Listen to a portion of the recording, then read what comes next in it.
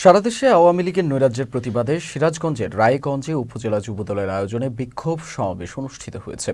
বৃহস্পতিবার বিকেলে চান্দাইকোনা বাস স্ট্যান্ডে উপজেলা যুবদলের সাংগঠনিক সম্পাদক সিপার আল হাসানের নেতৃত্বে এই কর্মসূচি পালিত হয়। এদিকে পাবনার সাঁথিয়া উপজেলার জামাতের আয়োজনে দলটির সাবেক আমির মাওলানা মতিউর রহমান নিজামের ফাঁসির মাস্টার মাইন্ড ফ্যাসিস্ট হাসিনা ও আবু সাঈদের খুনিদের গ্রেপ্তার ও বিচারের দাবিতে বিক্ষোভ মিছিল ও প্রতিবাদ সমাবেশ অনুষ্ঠিত হয়েছে।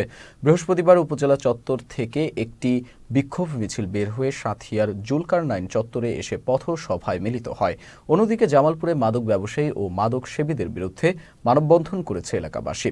আজ জুমার নামাজের পর পৌর শহরের পূর্ব নাসিরপুর সরকারি প্রাথমিক বিদ্যালয়ের সামনে পূর্ব নাসিরপুর, কুরসা ও লাঙ্গলজোড়া এলাকার সর্বস্তরের মানুষ এই মানববন্ধনের আয়োজন করেন।